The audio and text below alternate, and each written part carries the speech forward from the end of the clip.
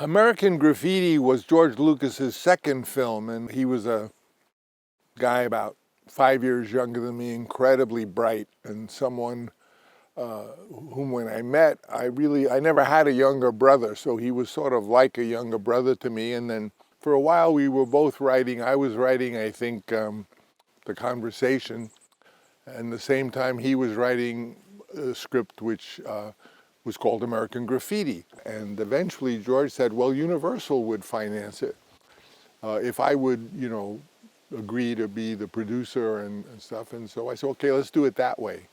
Of course, Universal hated the title, and one of their requests was that it not be called American Graffiti, which was George's original title. And all kinds of titles. Even I thought, well, their problem was they thought people would think graffiti has to do with feet, which is pretty absurd. We had all kinds of Rock Around the Block and all those kind of rock and roll youth picture titles. But eventually, George, I must say, was laser sharp as usual, and he wanted to call it American Graffiti, and that's what we called it. At any rate, we made the film. We had a preview of it in Marin, and the audience loved it. But the Universal representatives were very grim. And one executive, who shall remain nameless, came and he says to George, well, George, we're very disappointed. And we were bowled over. He said, what do you, he says, the picture needs a lot of work.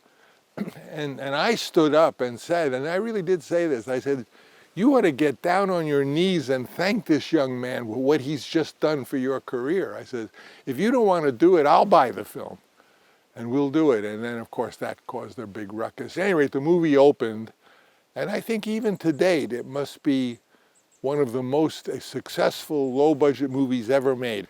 And American Graffiti brought pleasure to so many people.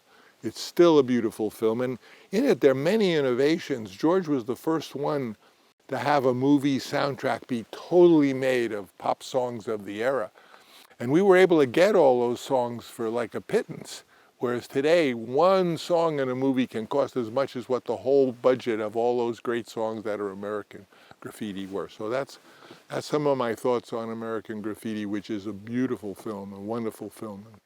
Well, I certainly invite everyone who wants to have a good time to come to Francis Coppola Winery in Sonoma, in Geyserville, off Independence Lane.